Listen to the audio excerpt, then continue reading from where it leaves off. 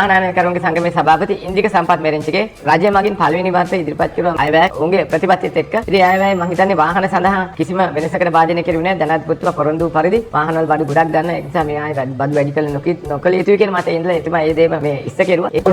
මේ වලට යන්නේ කියලා මේ ජනතා කමිටුව හදන්න මොනවද කාරණාවද මේ ඉර අනුමින් බැලින් දෙන්නේ කියලා. ඔව් මම ඉතා ප්‍රසිද්ධ කාණ්ඩ කීපයක් කියන්නම්. අපි මේ ඉසෙට් ප්ලේ කියන මූලික තියෙන ඉසෙට් ප්ලේ එකක් වගේ එකක් 250ට 55ට ගිය එක අද 235ට 40ට වගේ අඩු වෙලා තියෙනවා. යාරිස් කියන එක ජනප්‍රිය 2023 වගේ 2005ට වගේ තුන එක 2000ට ලක්ෂ 105කට වගේ ගිය එක ලක්ෂ 100ට වගේ අඩු වෙලා තියෙනවා. වැගර්නාර් එකක් 82ට 3ට ගිය එකක් FX එකක් අද අඩු වෙලා තියෙනවා 78කට විතර. ඒ වගේම අපි කියන්න ඕනේ FedEx කියලා තියෙන එක ජනප්‍රිය වැගර්නාර් එක 105කට විතර ගියා. අද ඒක 95 96 දක්වා අඩු වෙලා තියෙනවා. ඉතින් මේ වගේ මිල ගණන් සාධාරණව යම්කිසි වෙළඳපළක් හැදිලා තියෙනවා. මේ මිනිකැප් බෑන්ඩ් සාමාන්‍යයෙන් අඩු වෙලා තියෙනවා. මම හිතන්නේ ඒ ගණන් මිල ගණන් කතා කරද්දී සාමාන්‍ය 70 ඉඳන් ඉදිරියට 90ට 95ට තියෙන ඉතින් අඩු වෙලා මේ ලක්ෂ 5 10. ඒ අඩු වෙච්ච බෙල දැන් මම හිතන හොඳ වෙළඳපළක් තියෙන ගණන් කරුවන්ට. ඒ වගේම මම කියන්නේ බෑන් වලත් තිබුණ වැරදක් අපි මේ අයවැය යෝජනාවෙන් ඉල්ලීමක් කෙරුවා. ඒක ඉතාම අත්‍යවශ්‍ය කාර්ය. ඒවර මේ පාර හැදුන්නේ නැහැ. මම හිතන්නේ ඒ ගණන් අපි ඉස්සරහට මේ වෑන් අත්‍යවශ්‍ය රටේ සංචාරක ව්‍යාපාරයට ජනතාවට ගමන බිමනක් යන සහ වෙනද විවිධ ව්‍යාපාර කටයුතු සඳහා මේ සීට් හය වගේ වෑන් අවශ්‍යයි. හයි ඒස් සවුන්ඩ් ඒස් වගේ වෑන්. ඒ වගේම ඒ වෑන් ගේන්න බෑ මේ තියෙන අලුත් ක්‍රමයේදීත් එක්ක මෝටර් කාර් ඩියුටි යන කෝටි දෙකක් තුනක් ඩියුටි යනවා.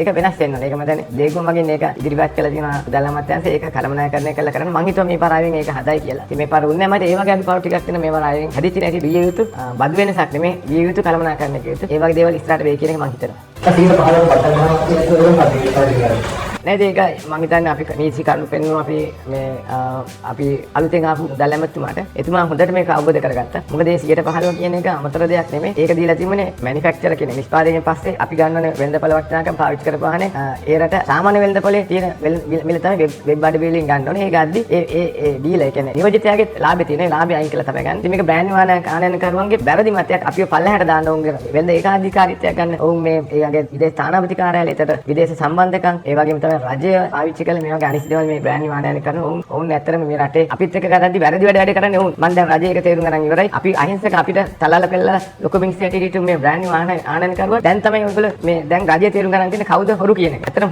හොරු කියන්නේ අපිට ඇඟිලි දීපුවා ඔවුන් තමයි නීල හොරු වෙලා තියෙන්නේ. ඒකම නිසා ඉදිරියේදී රජය මීට වැඩි මේ බ්‍රෑන්ඩ් වාහනයකරු ගැන සැලකිලිමත් යුතුයි. අපිට කිසි දෙයක් කරන්න බෑ. අපි පාලනයෙන් තොරයි. අපි ඔවුන් කියන දේ කරන්නේ ඔවුන්ට පුළුවන් ඕන දෙයක් කරන්න. මේ වටිනාකම් ගැනීමත් ඔවුන් ඉදිරිපත් කරන එක රජය ගන්න. ඒක වැරදි. දැන් මේ වගේ දේවල් කළමනාකරණය කර යුතුයි. ඒ වගේ වැරදි මේ අපිට හැමදාම තලාපෙල්ලා පොඩි කරලා ඔවුන් වෙළඳ ඒකාධිකාරීත්වයෙන් වැඩි ලාභ ගන්න හැම මහන්සි ගන්න. ඒක වලක්වලා රටේ දීපප්‍රියවත 500ක් වගේ නියෝජනය කරන අහිංසක අපි වගේ දේශීය වෙළෙන්දෝ ඉන්නවා. ඒගොල්ලන්ට ආරක්ෂා දීම රජයේ යුතුයකමක් කියලා මම කියනවා. මේ අයත් එක්ක පොඩි මිනිස්සු බලන්නේ කියලා පාරේ වලින් බලන්නේ.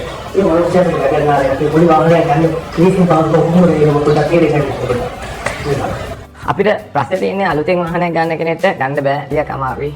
හැබැයි තියෙන වාහනයක් ගන්න කෙනෙක්ට තව ඊට සමාන මුදලක් දීලා තමයි අඩු වෙන එකත් අඩු වෙනවා වැඩි වෙන එකත් අඩු වෙනවා මිල තීල් තමයි ගන්න පුළුවන්. ඉතින් මම හිතන්නේ රජය මේ අවස්ථාවේදී මේ අවස්ථාව දුන්නේ විදේශ මුදල් සංචිත බොහොම අවධානමක තියෙද්දි රජයට මීට වැඩි දෙයක් කරන්න පුළුවන් කියලා මම හිතන්නේ. මොකද හේතුව ඊට වැඩි රජයේ ලොකු දේවල් තියෙනවා මේ දැන් 2020 ණය ගෙවන්න තියෙනවා. ඒක නිසා ඒවත් අපි කළමනාකරණය කරගත්ත යුතුයි. ඒ අලුත් වාහනයක් ගන්න සල්ලි තියෙන කෙනෙක් වාහනයක් ගන්න පාවිච්චි කරන වාහනයක් ගන්න දැන් බහැලා තියෙනවා. ඒක තමුන්ට හැකියාවක් වාහනයක් ගැනීමේ සුදුසුයි කියලා මම හිතනවා. මම හිතන්නේ ඊට වැඩිය අපි කවදා හරි දවසක මේ ලෝකේ තියෙන වැඩිම බදු තියෙන රට ඒ තරට අපි තව යන්න ඕන නැත්නම් රට දියුණු වෙලා මේ තියෙන ප්‍රශ්න විසඳගෙන ඉතින් මේ අවස්ථාවේ මම හිතන්නේ රජයට කරන්න පුළුවන් උපරිම සුසු දෙයක් කියලා මම හිතනවා. ඒ වුණාට එකම දෙයක් තිබුණා අපි වාහන ආනයනකරු සංගමේ යෝජනා ලබා දුන්නා. ඒ යෝජනාවල් 19න් 6 වෙනි යෝජනාව තිබුණේ මේ SSCL බද්ද. ඉතින් මේ බද්ද මම හිතන්නේ රජය මේ වැඩි වෙලා නැහැ බද්ද මේ කළමනාකරණයක් විතරයි කරලා තියෙන්නේ. කලින් තිබුණ බද්ද අපි විකුණලා තමයි ගෙවන්න ඕනේ. පනතට ප්‍රකාර වරයන් ගන්නේ නැතුව අපි ඉල්ලීමක් කරුවා අපි නිත්‍ය ආනයනකරුවට වරයන්ම ගන්න මේ බද්ද. ඒක කාටත් පොදුයි. ඒක රජයටත් හොඳ ආදායමක් එනවා. අපි වෙළඳන් වශයෙන් අසරණ වෙන්නේ අපි පිරිවැය අපේ වැඩි පෞද්ගලික වාහනේ ගෙන්නලා ඒවා ඊට පස්සේ ඒ වාසිය අරගෙන විකුණනවා. රජයට ඒ බද්ද ගෙවන්නේ නැතුව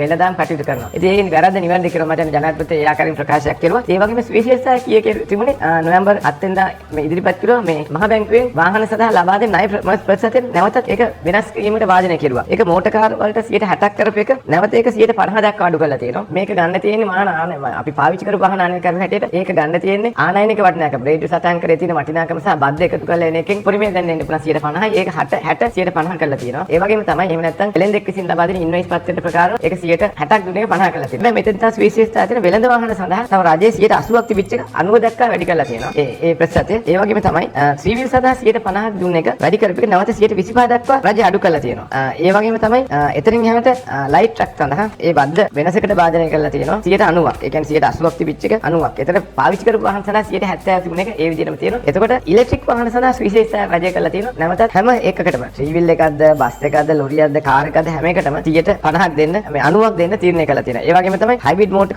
කාර් වලටත් දෙන්න තියෙන 50යි. ඉතින් මේකද කියන්න ඕනේ අලුත් වාහනයක් ආනයන කරනවා නම් උන් දෙන ඉන්වොයිස් පත්‍රයට දෙන්න ඕනේ. පාවිච්චි කරපු වාහනයක් ආනයන කරනවා නම් රේඩියෝ සාකච්ඡාකරේ හෝ ඉන්වොයිස් පත්‍රයට පාවිච්චි කරන වාහනයක් නම් රටේ පිළිගත් වටිනාකම් ලබා දෙන කෙනෙක්ගෙන් තමයි වටිනාකම ගන්න ඕනේ. ඒ වගේම අපි කියනවා රජයේ මේ ගත්ත තීන්දුව තියෙන්නේ හොඳයි. පිටින් පිට බදු වෙනස් කරන්න නැතුව මම හිතන්නේ ඒ වගේම තව තියෙනවා මේ විවිධ ජනවාරි 31 ගිය මේ අවුරුද්දේ වාහන ආනයන ප්‍රකෘති කරන්න ඉක්ුත් කරපු ගැසට් පත්‍රයේ අඩුපාඩු. ඒක තමයි අපි මේ යෝජනාවල් 19ක් ලබා දුන්නේ. මම හිතන්නේ රජය හොඳ සැලකිල්ලකට භාජනය කරලා අයවැයට පසු යම් කිසි වෙලාවක මේ තියෙන ගැසට් වල වැරදි ඒවා විවිධ ආකාරයෙන් ඒ අදාළ දෙපාර්තමේන්තුමාගෙන් අලුත් කරයි කියලා අපි හිතනවා. මොකද ඒක බදු වැඩිම නෙමෙයි. ඒක විවිධ නියමයන් වල වැරදි හිතෙනවා. උදාහරණයක් දැන් මේ ජනවාරි 31 ගැසට් එකේ තියෙනවා මොනවා හරි අඩුපාඩුවක් වුණොත් එම වාහන ප්‍රතිඅපනයන කිරීම සඳහා පමණයි කළ යුත්තේ කියලා. ඒක අපි ඉල්ලීමක් කෙරුවා රජයෙන්. ඒක එහෙම නෙමෙයි වෙන්න ඕනේ. පොඩි වැරදි වෙන්න පුළුවන්. ඒක සාධාරණ වැරදි වෙන්න පුළුවන්. ඒක අත්තරදීම වෙන්න පුළුවන්. ඒක තීරණය කරන්න ඕනේ මුදල්ලම රේගුවත් ආනයන පාලක දෙපාර්තමේන්තුවත්. ඔවුන්ගේ යටතේ ඔවුන්ගේ නියමයන් නැති දඩුවම් දීම තමයි කළ යුත්තේ. ප්‍රතිඅපනයන කියන්නේ බොහොම ඒක ගැලපෙන්නේ නැති දෙයක්. මොකද සමහර රජය රේගු වර්ධකට ගියාට පස්සේ මුදල් ගෙවල ඒ රටවලට අපි සල්ලි ගියාට පස්සේ තමයි ඒ කටයුත්ත සරණ යොමු වෙන්නේ. අපි සල්ලි ගිහලා වාහනේ ප්‍රතිඅපනයන කරපුවා රටටයි පාඩුවක් වෙන්නේ. රටේ තියෙන සම්පතක් නැති වෙන්නේ. ඒ වගේ අඩුපාඩු තියෙනවා. ඒක මම හිතන්නේ රජයේ සැලකිල්ලකට භාජනය කර සමස්තයක් වශයෙන් ගත්තාම කිසිම වෙනසකට භාජනය වෙලා නැහැ. ඉතින් ඒ වගේම තමයි මම හිතන්නේ පහුගිය කාලේ ජපානයේ වඩා අඩු වෙලා තිබුණා. මම දැක්ක ඊයේ පෙරේද